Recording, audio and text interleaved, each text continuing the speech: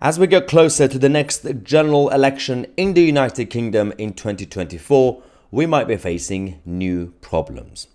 The multiculturalism project, which has not just failed our society and our culture in Britain, but actually is now at this point, it's been a little bit damaging to national security and our constitution and our parliamentary democracy. It's going to be quite fascinating to see any sort of reaction from the mainstream establishment.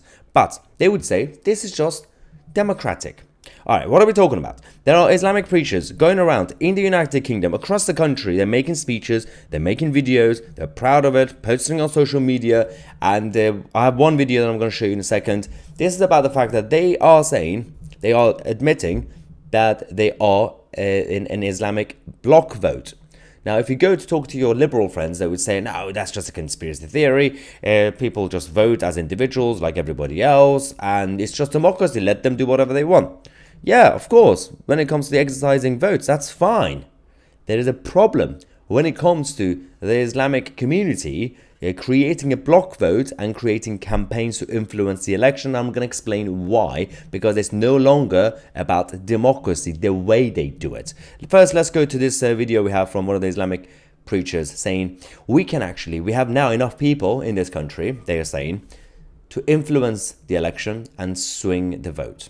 Next year elections, remember, nationally, we Muslims can swing over 50 seats in the UK. So in Leeds and everywhere else, next year bring in your own candidates to swing the seats, councillors and MPs, to demonstrate that the lobbying does have an effect. Keir Starmer needs to know that he will have no loyalty of Muslims with a violent foreign policy. Both Keir Starmer and Rishi Sunak, or Muslim voters, should not demonstrate a loyalty to the mainstream parties, but prop up your own independent candidates.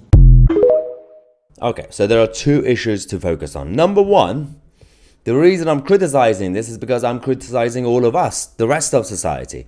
So on the surface, what they are doing is still just using the democratic platform. There's nothing wrong with it. So the problem is, and I'm criticizing the rest of us and all the people who are claiming to be patriotic and believe in British values, who are still, not me or you guys, but the rest of society, who are still basically burying their heads in the sand and saying, okay, maybe I'm just going to vote for Keir Starmer because I don't like Rishi Sunak, or vice versa. The fact that they are being proactive and we are not, it's our fault. We have to be more proactive. That's number one. So I'm saying, on the surface, yeah, they're just using a democratic platform. The second problem is actually the main issue. I've been in election campaigns. I've stood as a candidate and failed badly. It was Labour heartlands with the Islamic community. Of course, I was never going to win. In East London. And I've seen a certain type of Islamic community voters. You knock on doors. These are the places where it's no longer diverse. It's not really multicultural. It's one culture dominating over the others, and it's usually the Islamic community from the Middle East and South Asia. One thing I've discovered was when they have whether they have a block vote or not, you knock on doors, you would see a lot of households where if the wife and the mother would open the door, and you would just ask, oh, are you going to be voting for us? Are you going to be supporting me? Are you going to be voting Tory or Labour? They would say the same thing.